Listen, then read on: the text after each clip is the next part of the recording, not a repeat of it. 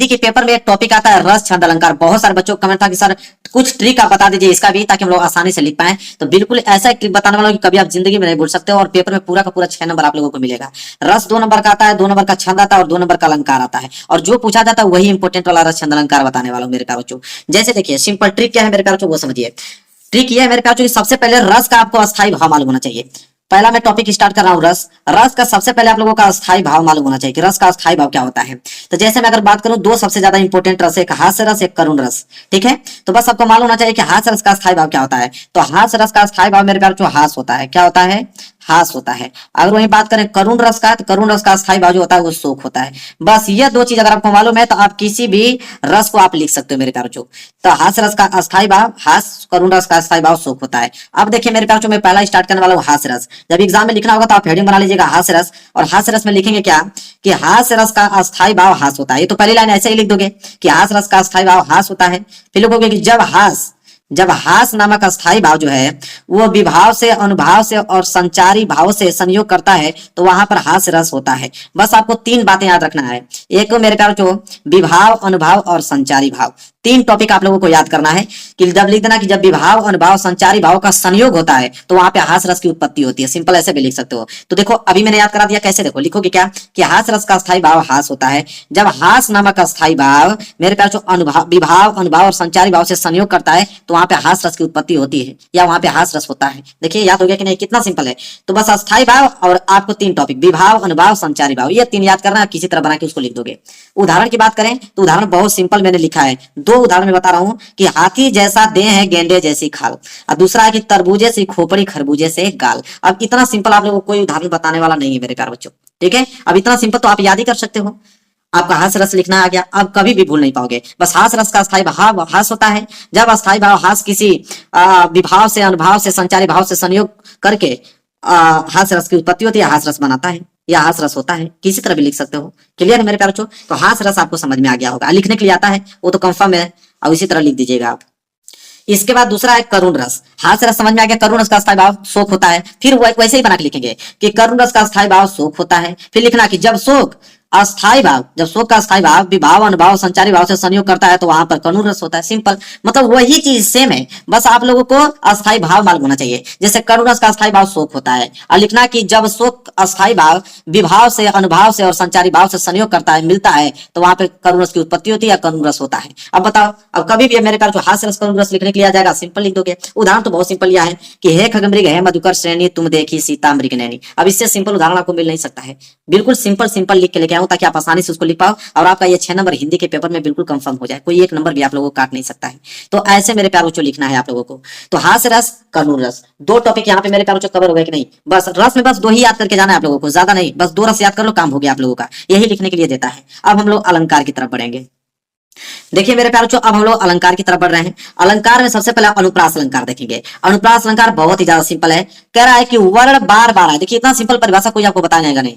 वर्ण बार बार आए तो वहां अनुप्रास अलंकार होता है। बस इतना ही सिंपल लिखना है। जैसे उदाहरण पे तरनी, तनुजा, तर, तमाल, तरुअर, बहुछाय। जैसे देखिए ये त जो है वर्ण है, ये भी त जो है वर्ण है, ये भी त वर्ण है, ये भी त वर्ण है, ये भी त वर्ण है। तो कह रहा है कि वर्ण बार बार आए। देखिए तरनी, तनुजा, तट, तमाल, तरुअर, बहुछाय। बस हो गया। अनुप्रास अलंकार समझ में गया आपको ना कि वर्ण बार बार आए वहां अनुप्रास अलंकार होता है।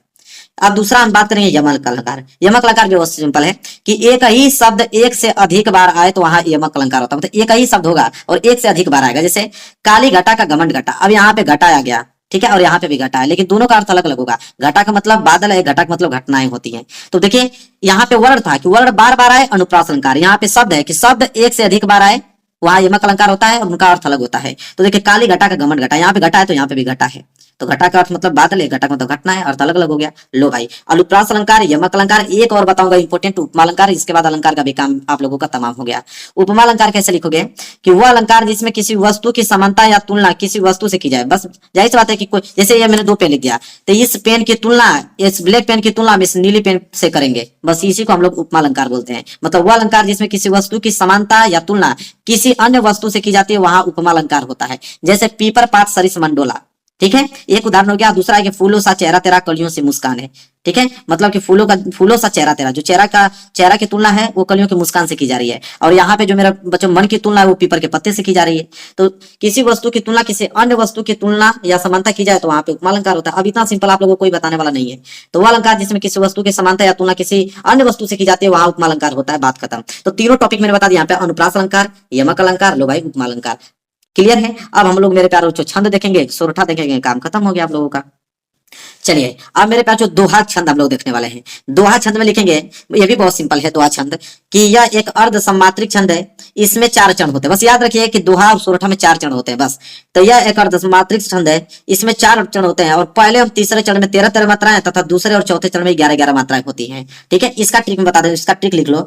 इसका ट्रिक मेरे प्यार जो दो तेग, क्या हो जाएगा, दो तेग नाम से इसका ट्रिक याद कर लो। दो तेग मतलब होता है कि दोहा, दोहा में 13-13 मात्राएं होती हैं और 11-11 मात्राएं होती हैं। ठीक है, जैसे आप ऐसे कर सकते हो मेरे प्यारो चो, जैसे यहाँ पे आप करोगे कि दो मतलब दो और लास्ट वाला, देखिए पहला वाला 2 है, लास्ट वाला ग है, ग मतलब 11।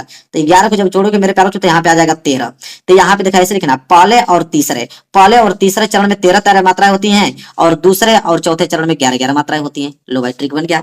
उदाहरण, रहीमन पानी राखिए बिन पानी सब सून, पानी गए न उबरे मोती मानुष चून। ये गए हैं, ये ए वाला गए है, ऐसे गए हैं। ठीक है, देख सकते हो मेरे प्यारो। अब देखिए पहले और मेरे प्यार बच्चों तीसरे चरण में, पहले और तीसरे चरण में 13-13 मात्राएं। देखिए 1 2 3 4 4 2 6 2 8 2 10 11 12 13, 13 इसमें है। तीसरा चरण में भी 13 होगा। 2 2 4 2 6 1 7 1 8 2 10 10 2 12 1 13।